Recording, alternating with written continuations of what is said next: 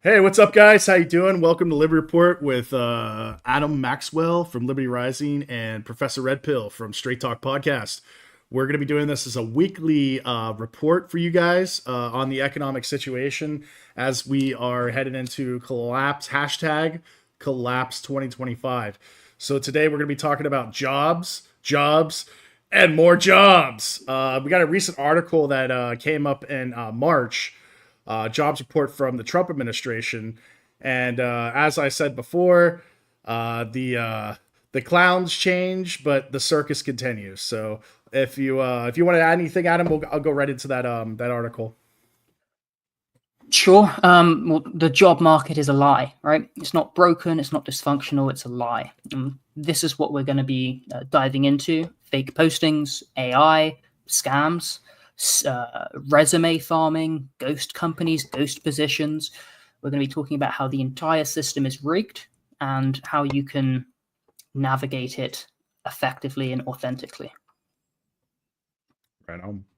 Yeah. So what brought upon this we did a podcast a while back on jobs, and we broke it down. I think it was with Liquid Monkey Mario from the Consolidated Legacy group. The link is in the description if you want to go to that Telegram group. Also, Adam Maxwell's Libby Rising group Telegram group link is also in the description as well in his link tree. But more or less, I'm going to bring this article up because we were talking about jobs, and I wanted to get to jobs because this is an important topic, I think, for our audience. This is a hot topic currently in the millennial and Zoomer generations, because right now, like I said, all I'm seeing is just fake ghost jobs. And this recent article, I'm gonna bring a bigger. Let me bring it up a little bit wider for you guys. That should be better. So the article is directly from the White House press office, and it reads: jobs, explosive job growth in March as Trump economy booms. Okay, wonderful. So this is written in April. So today's job report shows the private sector is roaring back. I'm sorry. Hold on one second. I'm getting weird stuff here. Today's job report shows the private sector is roaring back under the President Donald J. Trump, smashing expectations for the second straight month as golden age of America is well on its way. The White House under the Donald Trump administration claims that in March, the U.S. added 228,000 jobs, nearly 100,000 more jobs than the economists predicted, and the fourth highest month for private payroll growth in the past 2 years. In fact, last month's jobs increased roughly twice the pace of the previous 2 months. To be honest, I just don't. I think this is straight up hogwash, man. This is BS, bro. I don't know what you think, Adam, on this. What are your thoughts? How far can you throw the government? You can't. I'm a big guy. I can throw it far, maybe a little far, but yeah, I know what you mean. It doesn't exist. Yeah. You trust them as far as you can throw them. Everything they say is a lie. When they say inflation is 2%, really it's probably 20% or higher. I don't know. I'm just throwing out there. When they say this is for your safety, what they're actually saying is we're going to totally surveil you. When they say this is the Patriot Act, they mean this is the most subversive act against our republic and all the values for which it stands. So when the government says, look at our statistics, you say, When you look at Soviet statistics, when you look at Chinese statistics, you say, I don't trust that government. I don't trust their funny statistics. I don't trust what they're saying because their entire incentive system, as well as means of accountability, is they're going to lie to me. They're going to say whatever they will need to say. There's going to be some basis in truth, but it's like, what's a job, right? What does it mean? They can frame it however they want. They can say, for example, if people are no longer working, then they can say unemployment's gone down. If people are picking up a new job, but it's like 10 hours a week doing something, if it's a gig, if they're like no longer on unemployment, say, or if they've filed some formal registration, they're now in a job. Is it a fulfilling job? Is it a job that pays enough for them to survive? Is it a job they're not even happy in, not even satisfied in? Is it a job that they're able to, grind through and endure? And of course, that's a horrible way to exist. That we have to grind through and endure a horrible job that doesn't even pay enough to, for your essentials. That's not a way to that we ought to be living, and unfortunately, it's reality for a lot of people. So all government statistics have incentives to lie, mislead, and there's an infamous quote: "There are lies, damn lies, and statistics." So what did they say? Hundreds of thousands of jobs created. What does it mean? I think it's BS. I mean, like what I covered last podcast, I'll put a link in the description for that podcast that we covered in Rumble. But more or less, like I said, the ghost jobs is real. From what I've gathered from my research and then research of other influencers that have talked about this particular topic, the job adverts, like the job sites that you go on to look for jobs, what I have found out is basically they're data mining. It's big data, and we're going to get into that as well. Adam's going to kind of talk about that with the how the corporations are gathering your data, selling it to third parties, and all that. So basically, what it sounds like from what I'm researching, they're taking your data, they're storing it, and then they're selling it to third parties. And then there's other nefarious people that are data mining your information, because when you fill out a job advert on a lot of these online like job advert websites, you're giving them very sensitive information. You're giving them your name, your address, phone numbers, work history. God forbid if you give them like any type of like data, like social security numbers or anything like that. But I mean, I don't think you're that, you're going to do that. But I mean, some people are desperate. Some of these job adverts, when they'll contact you and they'll start asking you for money to do recruitment. I'm not going to name names, but some of them are saying, well, if you pay $90 a month, you can we'll provide some kind of resume building AI, and we'll help you get a job and certification programs and things of that nature. And it's just a big scam. It's a big money making scam. What I understand, a lot of the recruiters, they're using AI now, and we're getting more into depth in this AI discussion further on several podcasts that we're covering in the future. But yeah, go ahead, Adam. Well, are you able to say what do you mean they're using AI, the job recruiters? I mean the HR and data recruiters are basically using AI to filter out job applicants, keywords, things of that nature. Obviously, what is it? Bachelor's required, master's preferred kind of thing. So they're looking at key data points. They're using AI and algorithms in order to filter out undesirable candidates or people that they're just not interested in. But more or less, like what they're doing is it's basically a data mining operation. That's pretty much what these websites are doing. A lot of these jobs are ghost jobs.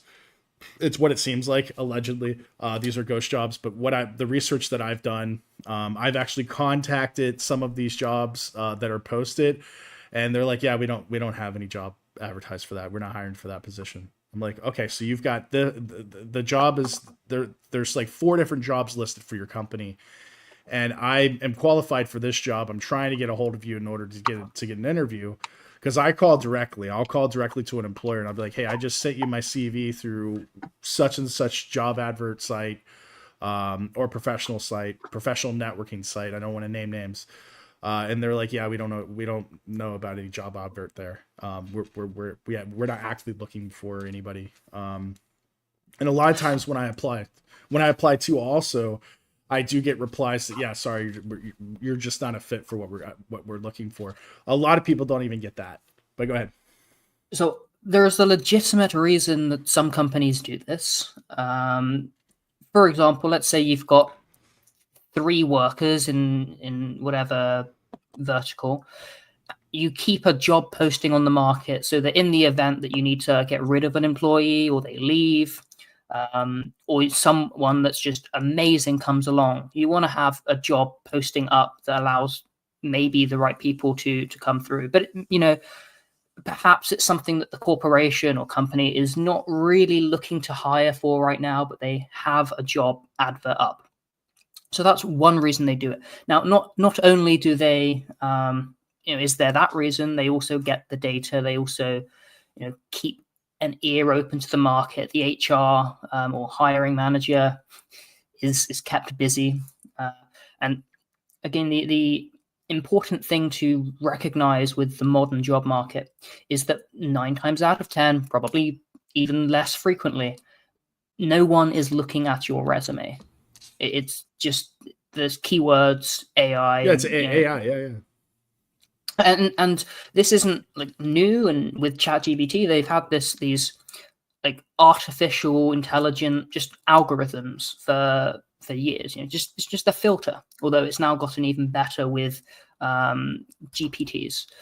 So like I know that in Liberty Rising chat, for example, someone said, "Yeah, I've applied for 200 applications on job boards. I had 7 interviews. One was a part-time, low-paying job. I've got my 7th interview tomorrow.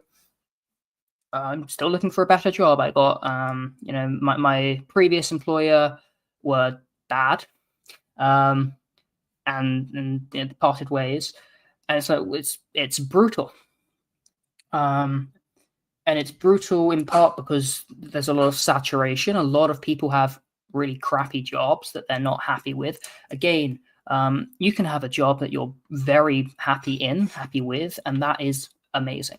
That can be because of the pay. It can be because of what you're doing, preferably because of what you're doing, and hopefully that's compensated well.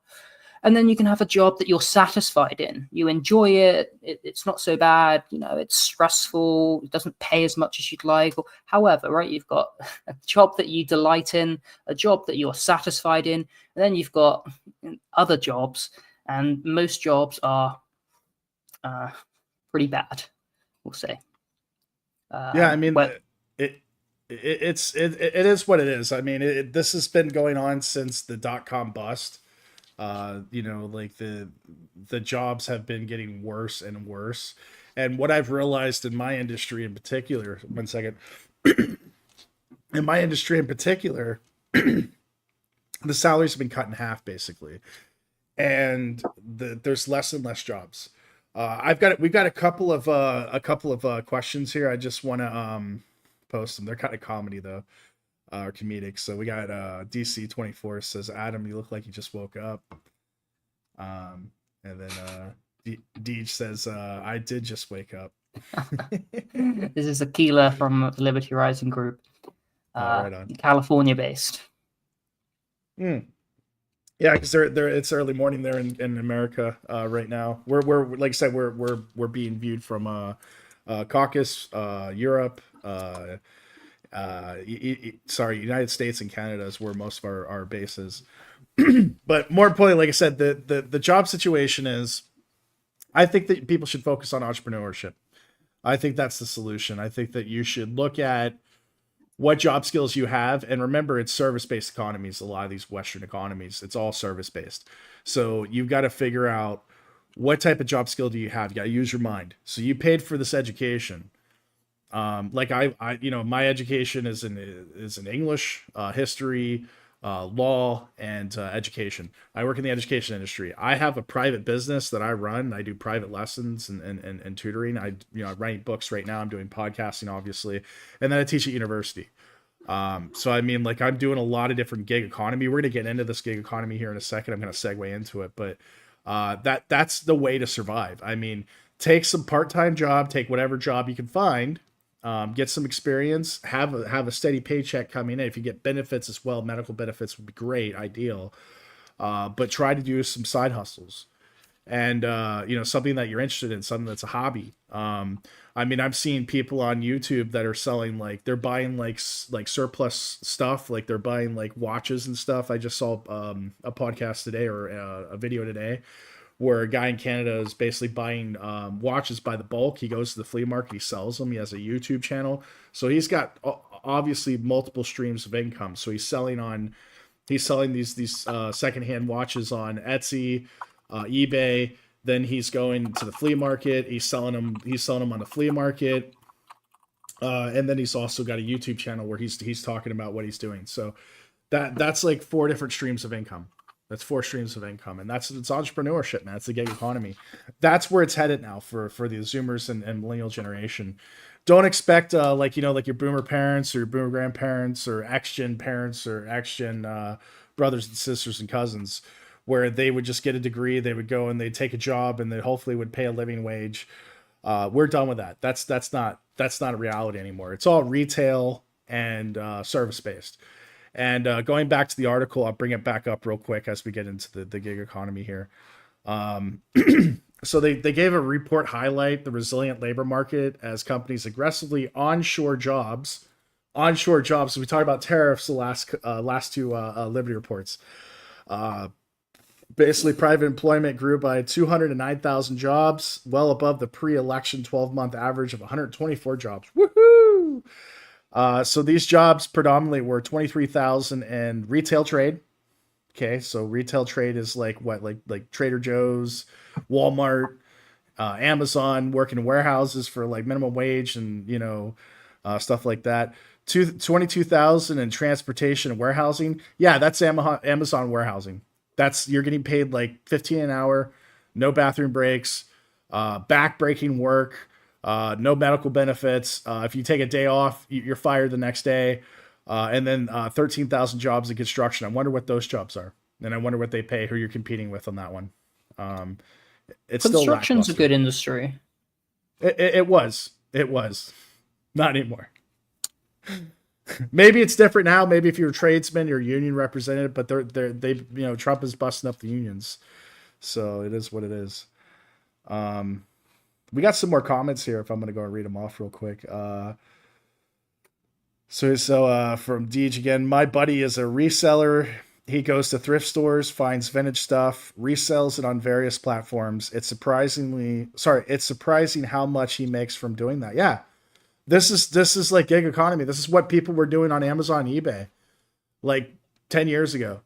Some people were making good money during COVID, like basically reselling stuff. And doing podcasting and different types of gig economy, delivering food. I delivered food during COVID when I got laid off part-time. But next, this was DC 2004. Isn't that basically drop shipping? What is drop shipping exactly? Drop shipping is where you're buying and selling online, but you're not actually usually receiving the goods. What you do is you set up a drop shipping website on like Shopify, and you get some products from Alibaba, and then you drop ship it onto your Shopify account. You charge a markup, and then you do like advertising testing on social media sites. And sometimes it hits. So you can have, for example, you can make a skateboarding merch site, and you find some really cool bargains, right, on Alibaba, on Temu, on Amazon even, and you put it together into one shop front and you build a brand that way. It's I've heard of many people making lots of money. I've also heard of many people making no money at all and spending hours and hours and hours either trying to find the right product or, I found these sunglasses. They're really cool. These are definitely going to sell. And it's like, no, that's a horrible way to do it. I'm not an expert on dropshipping. I know that some people are successful at it and they can be making thousands or tens of thousands even. It scales quite a bit, so I have heard. But I also know that most people that get into it don't make money and waste time. There's loads of tutorials online. If it's something that's interesting to you, go for it. The difference here between dropshipping and e-commerce is that dropshipping, you don't need to have the physical product, whereas the e-commerce, you're on eBay, you go to a thrift store. It doesn't have to be all online. You can go, you find a bargain. Facebook Marketplace, very good, I hear, and you see something that's priced at a bargain. You say, well, that's $300. I think I can sell that for $600, especially the bigger ticket items, rather than small little bargains. Oh, this is $3. I can sell it for 10. Do it, but there's all that time involved and the inventory. It's better to. You don't want to go so broad. You want to go more niche, but at the same time, be broad. Especially if you're able to transform that. Like if you have additional skills. I don't have manufacturing skills, but I know, Mhm. if you buy something that's not 100% and you fix it up, you sell it. I mean, that you can make quite a bit of money that way. Yeah, there's the other thing too, like craftsman. Excuse me, artisan, I guess is the word that they use. So if you're like, say you were like good with wood, like say your dad like taught you how to do woodworking, dude, create some like cabinetry and stuff, man. Learn some carpentry, and then you could sell stuff online. You could start getting to a niche market. You may not make money at first. Like I said, most businesses, I think it's like 86% of businesses fail within the first 2 years. But if it's a hobby and you have a primary job that has money coming in, you won't be as desperate. You won't be thinking like, oh man, I got to get this in. I got to make money, and pulling your hair out over it. Try to find some kind of job, get into a hobby like an artisan type thing or reselling. Like if you like watches, for instance, that's a niche market. But the thing is, if you're an expert and you get good at it, you know what's worth money, and you know what people are looking to buy. Hey, you can make good money doing it, and enough to where you can just quit your day job and just do it full time. Because as Aaron Clary says, 1099 is the superior race, is what he calls it. So basically, like a small business owner, entrepreneurship. That's where we're headed in this jobs market. We're no longer going to be wage slaves and working for the corporation and working for our daddies or grandpappies company. That's not going to happen anymore. Especially with the DEI and all the stuff that has destroyed the corporations as we know it. It's really coming down to the fact that you've got to do what you got to do in order in the gig economy to make money, and you got to make a business out of it, and you got to be able to be self-sustainable, like support yourself. That's the only way you're going to make it is small business entrepreneurship. We're seeing that from that happened during the Great Depression, which we're seeing the Greater Depression now with hashtag collapse 2025.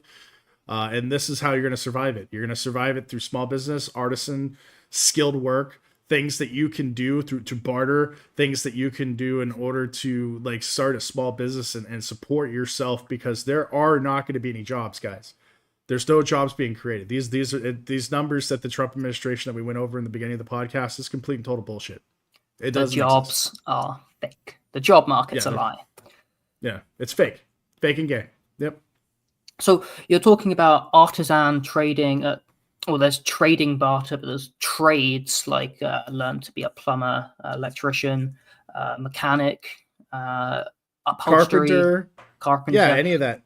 I would Yeah. just say that I would love to be a carpenter. Now, you said Mhm. if your daddy teaches you, you can learn on YouTube. You just need the right equipment. I think that's kind of Right. the barrier to it.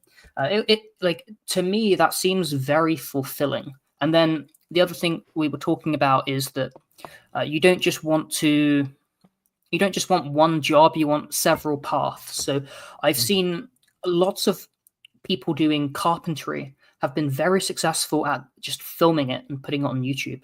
And Right. I don't know how much they make. Maybe they make $200 a month. Maybe they make $1,000 a month. The thing is, it's a path that doesn't take so much time and it scales. The Right. important thing is you've first got to survive the scam economy. You've got to first stop bleeding, and then you can start building. So you need cash flow, right? You need to pay your rent, food, medicine, groceries. The issue then is, what do you do with if you spend 8 hours sleeping, 8 hours working, and 8 hours trying to catch up with those both of those and still have some time for your life. Um, if you're chasing ghost jobs, it's wasting time. If you're trying to do sunglasses drop shipping, you're wasting Mhm. time. Not that Yeah. that there are ways. Not that drop shipping is a waste of time. Not that If you're an pursuing jobs is. influencer, There's a way to go about it. yeah, if you're an influencer, dropshipping might be beneficial to you. But I like this comment. I guess this is your subscriber. Uh, oh, I'm sorry. This last one here. So Deej says that, and the jobs that are being created are part-time jobs, not even close enough to paying rent. Yeah. You see, the thing is what Adam Mad See you, Maxwell. Aguila. Yeah, what he was saying is the multiple streams of income. It's not so much like that you are doing multiple things. When you are learning multiple different skilled jobs, or you're bringing income in from here and income in from here, you are increasing the odds of probability of being successful. It doesn't mean that you're quitting, you're going from one job to the next job to the next job. You're learning multiple different skills, so they're going to piggyback onto one main skill. So if you're learning how to do carpentry, you can apply that skill to a handyman job. Someone might be like, hey, I need a handyman. Go screw a light bulb in or do some, like, basic work in my house. You might have to be licensed for that. But I mean, that could segue yours into like a construction job. Say you're learning how to do what's the other one, like drop shipping or reselling. You're learning how to deal with inventory. You're learning how to deal with customers. You're learning how to post Spot a good ads. deal as well. Yeah, and spot a good deal. Yeah, you can find a good deal, but if you're sitting on that for 3 months and no one's buying it, you're like, okay, well, there wasn't the demand for that. It was a good bargain. Eventually, I made that money. What is the time, effort, reward to go into it? But the thing about this trading, this market trading, bargains, is you're taking something physical that has value and it's a consumer good, and consumers want this good, and you're just buying it at a good price, and someone's probably going to buy it unless it's a terrible quality good, in which case you've done your research poorly, right? So you want to test and launch side hustles, right? You need to secure the cash flow that's going to keep you surviving, right? Whether that's a part-time, whether that's a local, whether that's a freelance marketplace, whether it's something like even a call center, English tutoring, or any tutoring if you've got qualifications. Most people can tutor high school people online without qualifications beyond, Well, even that's getting stricter now with like getting, because you're still dealing with the hiring of a boomer boss and HR Karen. So like It's they're true. like, well, we want this certification, we want this, we want you to have this. It's like, dude, your job's paying $10, $15 an hour, dude. I can go work at McDonald's and make more money. So I mean, like, it's easier if you do it for yourself. So you go and you're like, hey, I'm going to advertise on a social media site, or I'm going to go ahead. You could probably even go on eBay and say, like, private tutor, these are my qualifications. One, buy a lesson, $15, and then like you can negotiate from there. I mean, the thing is it really comes down to using your mind and thinking outside the box. Because, like I said, these jobs are ghost jobs. It's all, like, understand the Western economies is service-based economies. And what is the largest demographic of people in service-based economies right now? Adam? Anyone? Bueller? Women. Women are the predominant gender or demographic in service-based economies and retail and things of that nature. So these jobs are going to be replaced with AI. They're going to be replaced with automation. They're going to be basically lost to economic downturns. I mean, we have surplus of goods right now. So what do you think is going to happen to all of these women that are working in retail, call centers, HR? What do you think is going to happen to them, Adam? Anyone? Bueller? Well, if they're inefficient, if they're not cost effective, then the jobs go. Right?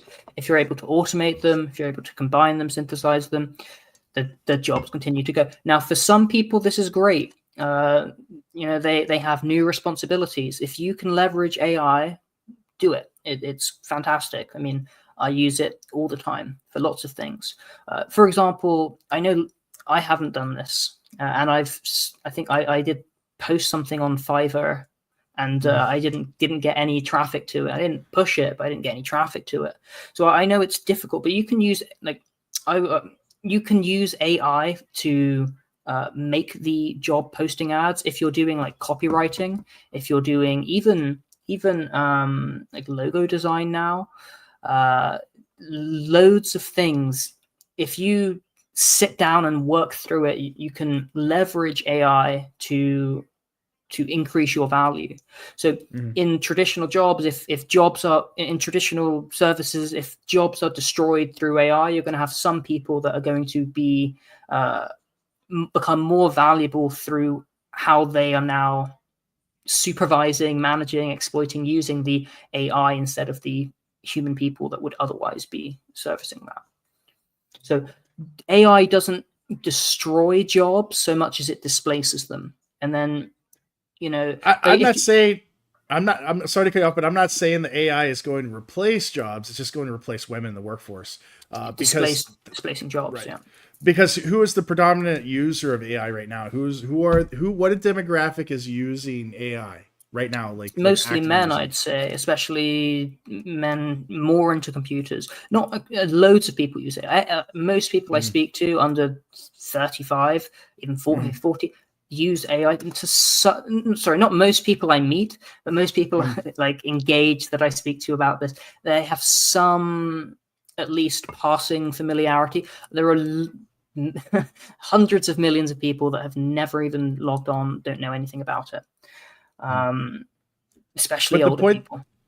the point that I'm getting to is that AI, we're in the AI revolution, and AI is considered the fourth industrial revolution. So this is where the jobs are going to come from, guys. Listen to me again. The Zoomers and Alpha generation, the jobs that are going to be created are going to be created from the new technology of automation, AI, and technology. So this field predominantly, and I don't even have to look at statistics because I already know just from what I'm reading and researching, it's predominantly males that are in this field. So service-based economy, like service jobs, retail jobs, HR Karens, this is going to get replaced by AI. It's going to get replaced by automation, by a robot, and you're going to see a lot of women leaving the workforce.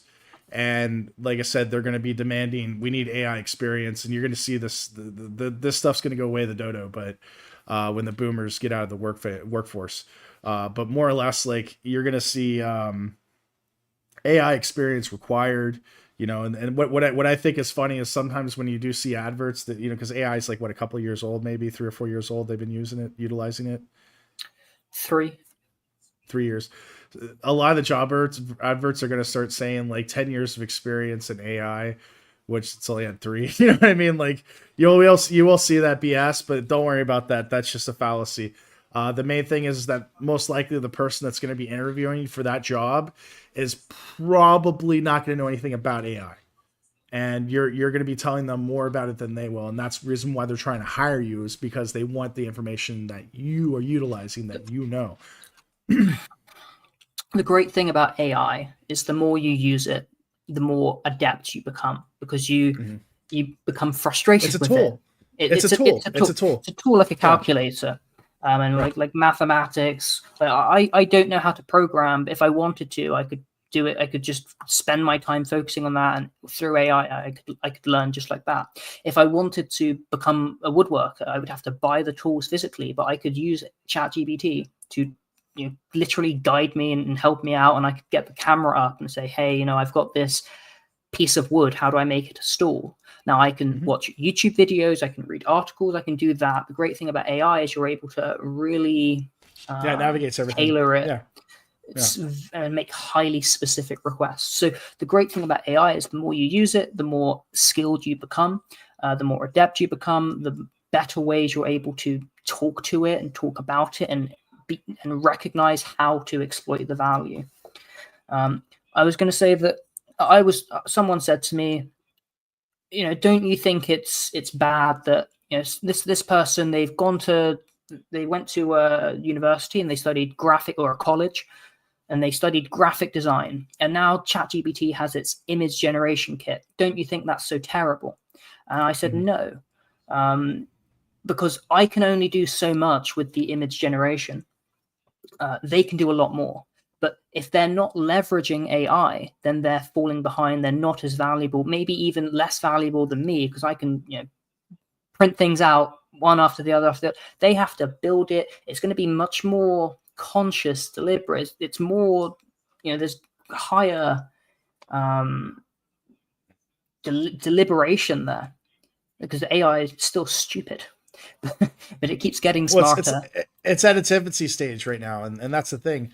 When it starts to get up and running and rolling, that's when the corporations are going to need it. And when they need to use it, who are they going to go to? They're going to have to go to the Zoomer and Alpha generation. This is where the new jobs they're going to be created from it. You know what I mean?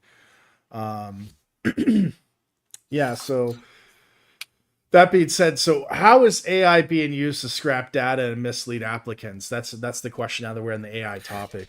So again, we said you got to survive, right? Stop bleeding and then start building. Stop chasing ghost jobs. Don't waste hours applying to random listings. If there are verifiable human posted or network referred roles, great. If the job boards never lead to interviews, ditch them.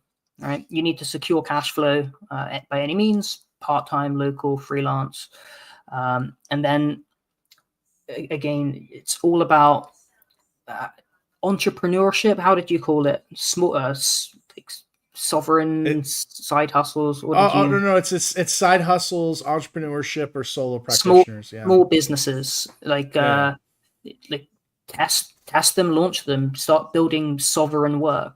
It can hmm be a few hours a day, a few hours a week. Right, go niche, not broad, and it's again, there are some great jobs, there are some satisfactory jobs, there are some terrible jobs. You can't always find meaning in a job, but you can bring meaning to your work. hmm The system is engineered to demoralize. It's important that you keep building, even if it's a small win per week. Um, yeah. I mean, so that being said, like, so why are there so many fake jobs? Like, why are they already filled? That's the other question I had on the agenda. are they already filled? Uh, Are they or real are jobs? Yeah, I mean, are they literally are they like so there's so many jobs, right? And we see a lot of ghost jobs, fake and gay jobs that are being posted on these different advert sites. Um, so are they already filled? I think they're already filled, most of them. And like from what I understand from my research, it's not so much that they're already filled. It's just that they're like you had said that they post these in anticipation for needing job pool. A lot of HR does this where they just have a pool of applicants just in case they can call them back for a quick interview. I know recently when I started looking for some extra gig work in education, and I knew this already because I've already done the research. I applied in January, February of this year when I first got to Georgia, where I'm at in Tbilisi. And now, whoa, mute your mic, brother. It's all good. So, I basically went to, I applied these jobs like early spring, like in the winter, and now they're coming in. I knew this would happen. I knew by summer I would get a rush of different recruiters and different HRs and different people calling me. You know, Karens would be calling me and like, "Hey, we got your application. We're looking for a job." Because my particular type of field of expertise and work, it doesn't go on a rolling period. It usually goes on a biannual. So like the start dates are usually in the fall or sometimes in the spring. Generally, it's summer or fall. So I knew that if I apply now, I'd be able to get something by September. And this is the thing when you're in a particular type of field, like skilled work, maybe like a carpenter, construction. Usually, there's like summer jobs. Or you're in agriculture, it's seasonal job. If you find yourself out of contract or laid off or between jobs, you've got to put that in consideration. And like I said, that's why you have to set aside emergency funding and savings if you can. Some people can't. I understand that, younger generations especially. But I learned this through my dad. So my dad did seasonal work as you know in air conditioning in Florida. So he would set aside enough money, he would make enough money, and he would save to get through the winter months where it was slow. And this is the thing about gig economy, or like you know, like if you work in hospitality or anything like that, or like I said, a lot of this is going to be gig economy. A lot of this is small business, what's the entrepreneurship, gig economy stuff, hustling. You're gonna have slow times, so that's why you want to have multiple different streams of income. Because say like you're doing one job that's just a seasonal job in the summer, What are you going to do for the rest of the year? Well, I've got this side hustle. I'm doing a podcast, or I'm doing reselling. Well, now you have the winter. You have Christmas time. People are buying stuff in the winter time. Okay, great. So you got money coming in during the winter time. And then the spring, it's like, oh, people aren't buying anything in the springtime. There is no gig economy stuff. Less people watch YouTube and social media during the springtime because of the holiday season, and it's slower. People want to spend time with their families. So now I got to do another side hustle to bring money in. And that's what I mean by having multiple lines of streams of income, multiple different types of gigs, so that you can get through the year, set aside money, and like I said, get to a point where you are getting into a hobby or a type of gig economy that you enjoy, that you find fulfilling, that you can make as a part-time, as a full-time employment or a business. And like I said, you get the write-offs, you get all kinds of stuff. Because when I did my write-offs this year, I have 2 different gig economies, and I had enough, basically to write off of my enough losses in order to offset my the income, for my wage earning, for my W-2 wages. So it is what it is. And that's not tax advice. That's just it's just common sense. You know what I mean? Like, this is why you want a 1099. Anything you want to add to that, Adam, before we move on next on the agenda rather? Yeah, if you can find a job that you find fulfilling, meaningful, or direction, great, go for it. Like, try and pursue that, see how it goes. Probably you either can't, or it's not available, or you're going to have to probably settle. I think if you have some trade skill, if you can do it's difficult in America with some of the regulations, but if you can do woodworking, if you can do electrical, if you can do plumbing, especially not in America where you don't need like certificate state. The one good idea, sorry to cut you off, but the one good idea is the woodworking, because you can create an actual product. I don't know, like if you're an artisan, you're selling on eBay, there is something called a hobby income. As a hobbyist, it depends on your state regulations. California has different regulations. I know you have some viewers from California, but I believe you could sell it. And this is something you use AI. Go to AI and type, "I want to do this. What should I know?" and blah blah blah, and it will tell you.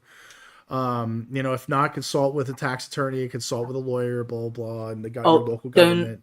Don't trust ChatGPT or whatever for actual tax advice. It doesn't know what it's talking about. Oh no, tax advice. You go to a tax advisor. You can call your local tax office too. Whoa, again. I'm sorry.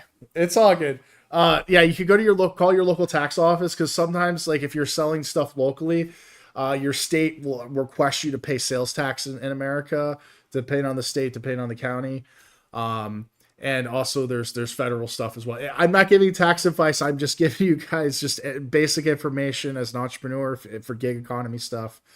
It's something that you do want to talk to a tax advisor. You want to talk to, you could Google, like you could go on AI and ask them like how to get set up and stuff like that. But more or less, like, and I'm not telling you to do this. I'm just saying, like, this is just one example. But go ahead. You can use AI to get the foundation to understand. Like, you don't need, like, you can go to an attorney, for example, or a tax accountant, and you can get this initial consultation, or you can chat with AI, get your initial consultation with the understanding that it is not an infallible source of truth. And then you go to your accountant or your lawyer or whomever, or your plumber. If you've got a plumbing problem at home, you can use AI, you can take pictures, you can ask it questions, you can figure out what's wrong, and then you call the plumber.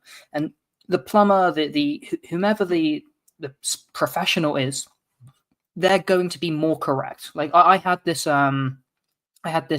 legal matter, a very complex niche. I chatted it through with AI. I figured out one like really interesting. I'm like, oh, how about this? It's kind of a loophole, kind of not. And then I spoke to my attorney. I said, what do you think of this? And they said, no, it doesn't work because of this. I went, oh, well, how about this? They went, that still doesn't work. I said, okay, right. So AI, it's very good, but it's not infallible. I find that usually in life, people are always looking for a reason to say no. And so if you're providing a service, especially if it's your service, it's rough because everyone's looking for a reason to say no. If you're manufacturing a product or you're doing a trade, mechanic, plumbing, construction, etc. It's less. There's kind of you don't have to overcome the, hey, would you like this service? There is some of that. There's sales and everything, and sales is one of the skills that everyone ought to look for. But I think it's a bit easier if you're manufacturing or producing a product than services. It's not strictly true. I mean, there are one thing that's quite good is I don't know how to do this, but I see many young people looking at like 3D printing, and you can make some very cool things 3D printing. And if you know basic coding or you want to learn, you buy a 3D printer. It costs hundreds to thousands of dollars to do it. There are some nuances. You've got to watch out for the chemicals, like when you print, the smell. But you can make a business like that. But it requires sales and entrepreneurship and this. But my point is, if you've got these skills, you can try and do it on your own, or you can also look and see if you can find a contract with someone else. It's great to work for yourself. It makes you sovereign. It means that you can go off there. But also, I know it's very difficult to go from 0 to 1, and to start off, to get your first customer, to get your third customer or client, sell your first thing. Do I build a website? How do I build a website? Where do I sell? Do I advertise on Facebook? I don't have a Facebook account. Do I advertise on Fiverr? I haven't got any traffic. Where do I advertise? What do I advertise? Many problems. These aren't necessarily easy. It's a war, right? It's a war being waged against you. You're being exploited. The system is engineered to demoralize. It's like 1960s. One way, the father would work 40 hours, come home, there's a house, there's one car, fridge, maybe you're vacationing around the country. Nowadays, that's just beyond reach, unless you are talented at something that is valuable and in high demand, and you've gone and got some advanced qualifications in that, and for many people are able to have pre-planned this, and they've done quite well. And many people that have planned things and have done well and gone to university, say, they get to the end and they struggle to find their dream job and they have to settle. Yeah. And I mean, at the end of the day, though, Adam, like there is also, because you talk about real sovereignty, nomadic travel. So like me, I'm nomadic. I don't own a place. I don't own real estate. I never did, because I was always traveling. I was always taking the gig economy. I was on contract to contract until the wonderful little COVID thing. Then I was laid off, and then I rented an apartment on my own for the first time for like 3 or 4 years. Now I'm renting an apartment here in Tbilisi, but I'm planning to probably buy an apartment because I'm probably going to stay here rest of my life. But you have to go where the jobs are and your career. You have to, you guys are younger, you Zoomers and younger millennials. Women just aren't interested, man. And don't chase the women. Don't chase the money. Chase the dream.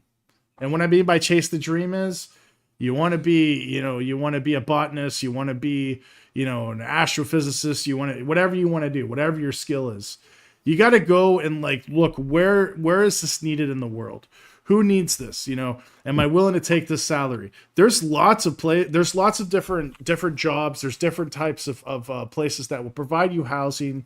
They will provide you meals, travel expenses, visas, all that stuff. You just got to go on the internet and find it. And you got to just take the leap, man, and go. I've worked all over the world. Man. I've seen the entire world when I was young. As soon as I graduated from college, I graduated in the '08 recession. There was nothing. Dude, I must have sent out, talk about ghost jobs, I must have sent out 500 resumes. I kid you not. And this is before the social media and the gig, any of this crap that you have nowadays with the fake advert sites.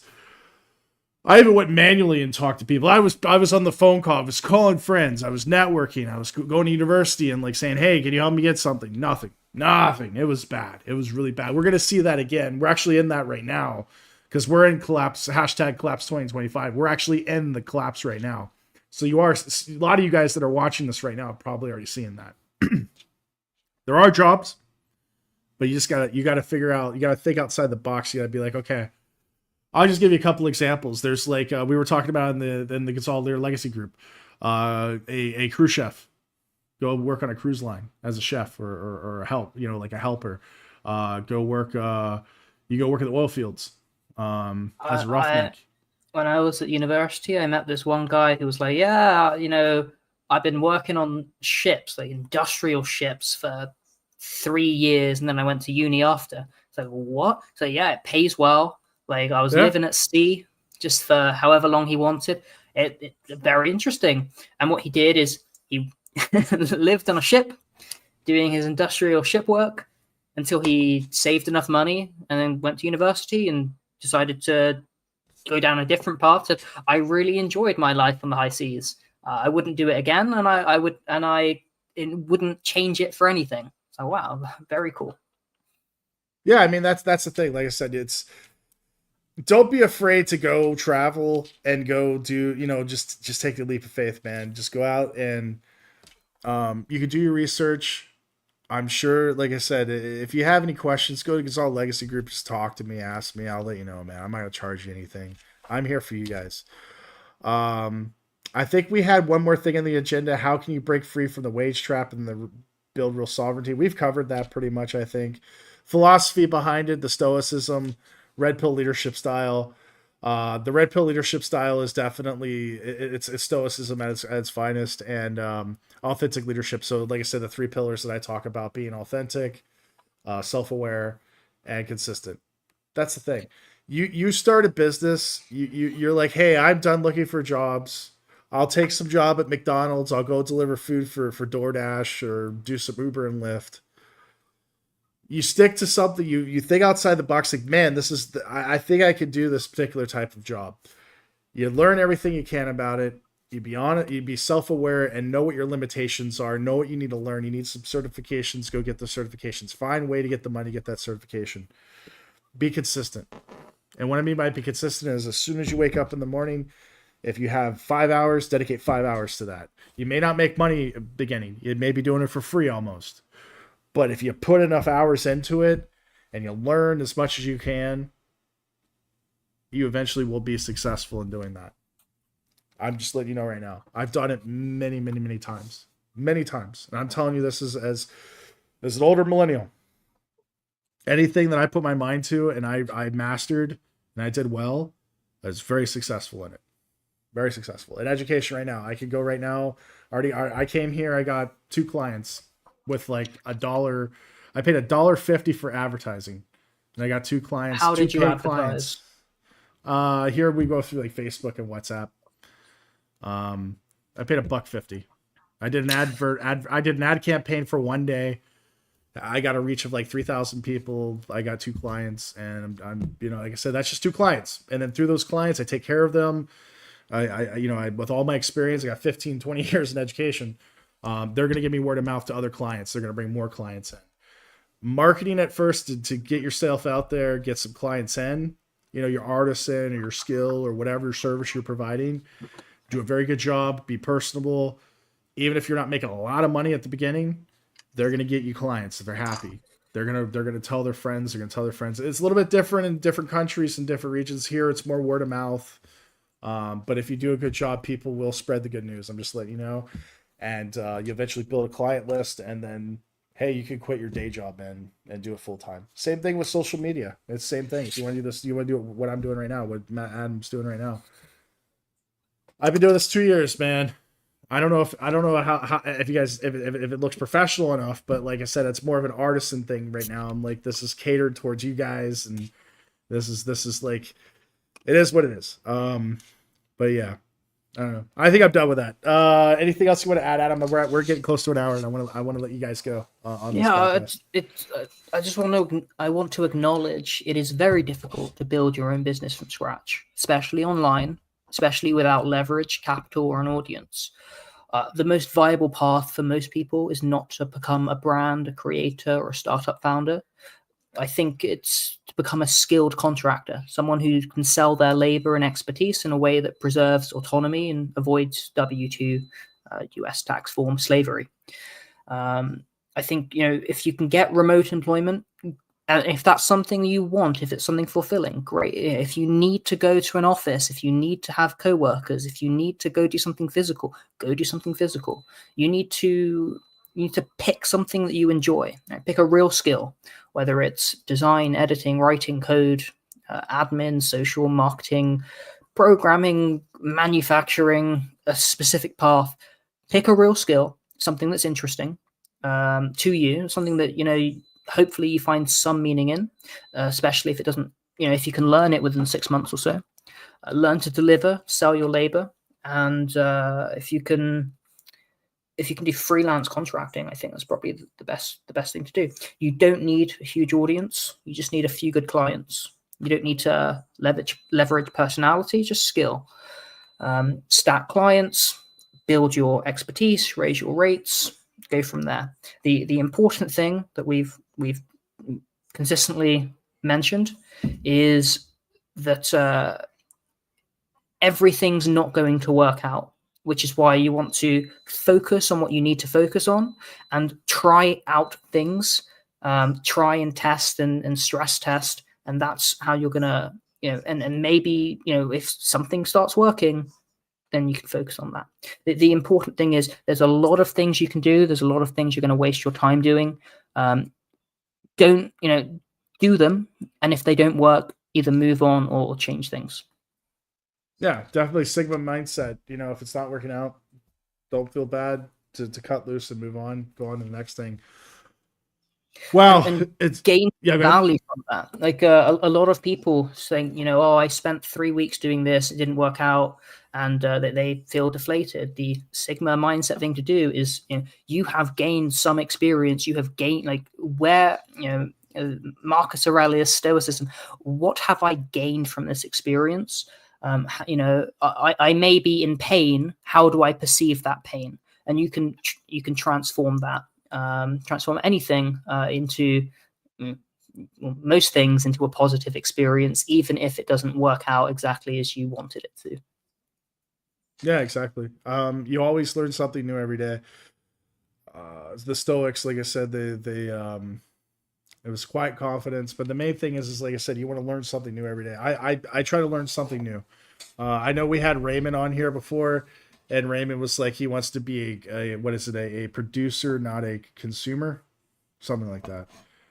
I'm the opposite. You could see that it was like opposite day. It was like evil Superman versus good Superman when we had that podcast. If you guys want to check that out, but I met someone yeah. when I was traveling who Mhm. I very much looked up. I went, wow, what they did. I think they were a graphic designer or marketing, and they had freelancing and some contract work, and they had a few clients, and eventually they had one client, and that one client was so they did good work for them, and that one client was enough to pay their bills, and they said, you know what, I can do all this remote.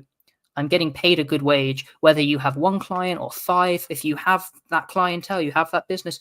And this person, she just said, I'm just traveling. I'm going and living in a new city every week, every few weeks. I've lived here for this many weeks or months here, and I'm just traveling. I'm like, that, you've made it. Wow. Like, again, that's not Yeah. for everyone, but it sounded pretty, she seemed pretty happy. Yeah, exactly. I mean, the thing is like I said, the point that I was getting to is you want to consume as well as produce, and if you're just producing and talking and saying whatever, it has no real basing. You want to you learn from other people. That's definitely the mindset that you want to have. Is you want to listen, you want to ask questions, you want to listen to people that are smarter, people that are more experienced. And you want to gain their knowledge if they're willing to give it to you, and again, you want to give that information to the next person, and that's how you that's authentic leadership. That's Sigma mindset, and that's basically how we have that sense of community and we have that growth. And this is the opposite of what the boomers did. You know what I mean? You can tell millennials and X gens that listen to their boomer parents. You can tell because they're not successful people, and they're not authentic people. Me, I never listened to my boomer parents. That's why I'm an authentic person. That's why I'm giving you guys advice and you're here listening to me now, because I learned it through other people by asking questions and experiencing it myself. So what I'm telling you is what I've experienced in my life and the questions I asked going through the process to get the information. I remember working in jobs where like people were like, oh, like good luck, like literally no training, didn't even care. I mean, and I just like, okay, and I figured it out. And these people were intimidated. I was like, dude, if you're not gonna train me, I will figure it out. I will sit there and I will learn to do the job. If you're not gonna teach me, or I'll just ask other people. You know what I mean? I'll put the effort in. But there are people like this in this world, man. And these are people you try to avoid. And this is what I mean by that Sigma mindset and the stoicism. Yeah, that it. I think we covered a really good topic. We're at an hour. Thank you guys for joining us. Remember to like and subscribe. I'm trying to get to 500 followers on YouTube, 100 on Rumble. Adam as well. He'd definitely benefit quite a bit if you could give us some likes and some follows on his YouTube and his Rumble channel as well. You're on Rumble too, right? On Rumble, yes. Yeah, and join locals. I did some deep dives. I just recently did a deep dive on Idiocracy 2 days ago. I think it was yesterday, and yeah, it's only $4 a month. Rumble 3 gets you $3 off your first month's membership. I go on there. I post a lot of deep dive stuff that I go into. I'm finishing my book right now. I've already posted second chapter 2 of Unleash Your Inner Sigma Male. This is a leadership guide. It's just teaching you basically what I'm talking about here on the podcast with you today. Yeah. Anything else you want to add for the Liberty Report, Adam Mad Maxwell? Join us on Telegram, subscribe on Locals, YouTube, Rumble, and get involved. And yeah, if you have any questions, we're both happy to provide assistance. So keep every Wednesday around this time we're going to try, and we're going to be streaming. Yeah, we'll get every week. We're trying, because like I said, we're in hashtag collapse 2025. We're trying to give you the information as it's coming in, because it's changing day to day. It's literally changing day to day, the economy and the global the global fake and gay economy. So we're trying to help you navigate through it. And like I said, it's not a bad thing. Don't think of collapse, it's mass hysteria or anything. You're high IQ, you're stoic like us, and you're libertarian, you're independent mind thinking, you're hardworking. Learn to barter, learn a skill. If you already know a skill, try to maximize that skill and just be prepared for it. So when it comes, it's like, okay, all right, business as usual. It's not gonna be that bad. I'm not gonna say it's like gonna be the end of life as humanity, cats and dogs living together. It's gonna be bad. But if you are prepared, you listen to what we're talking about, and you take the information we're giving you, giving you as much advice as I lived through the '08 recession. It's gonna be as bad as that, if not worse. I'm just letting you know right now. And I navigated through it. I went overseas. I took a job, and then I started my career. And I've been working in it for the last since 08, 15, 17 years, something like that. Yeah, it is what it is. I'm going to let you go. It's an hour. Thank you guys for joining us. Thank you, Adam. Good times. I got one comment, and I'm going to post it before I go. Best viewers on streambo.com. Oh, okay. I don't know who that is, but thank you. Hustle. Yeah, it's a hustle, man. Hey, I got it on for you there, bud. Take care. Bye-bye.